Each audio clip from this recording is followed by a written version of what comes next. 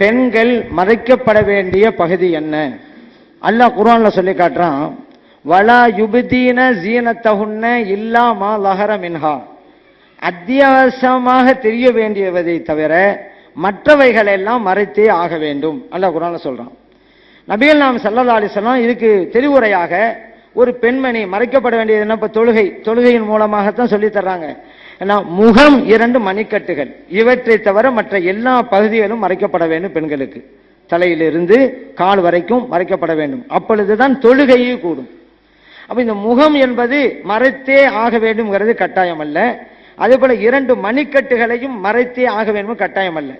காரணம் இந்த மணிக்கட்டுகள் அந்த பெண்கள் சில காரியம் செய்வதால கைகளை தான் செய்யணும். அது போய் மூடிக்கிட்டு இருந்தா அவங்களால சில காரியமா செய்ய முடியாம போயிடும். அது போய் மூடிக்கிட்டு இருந்தா அதனால அது முகமும் அப்படித்தான்.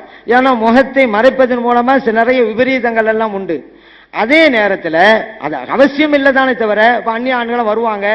ஒரு பெண்கள் அழகா இருந்தாக்கா அவன் நின்று உட்கார்ந்து பார்த்துக்கிட்டே இருப்பான் அப்படின்னு தெரிஞ்சாக்கா இவர்களுடைய அந்த தீய பார்வையிலிருந்து தன்னை காத்துக் கொள்ள வேண்டும் என்பதற்காக அந்த நேரத்தில் பெண்கள் தங்களுடைய முகத்தை மறைத்துக் கொள்ளலாம்.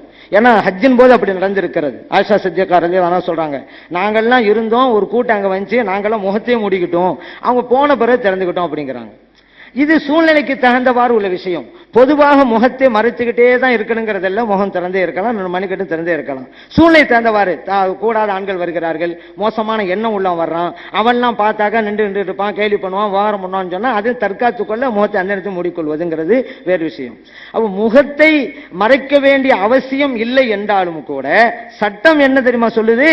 அந்நிய பெண்ணை பார்க்காதே என்றுதான் சொல்லுகிறது. இறைவன் குர்ஆன் சொல்லி காட்டுறான், குல்லில் மூமினீன் அபுசாரிஹிம், மூமின்களுக்கு சொல்லுங்க அவங்க தங்களுடைய பார்வைகளை தாழ்த்தி கொள்ளட்டும். குர்ஆன்ல அல்லாஹ் சொல்றான். அப்ப பெண்ணை பார்க்க கூடாது.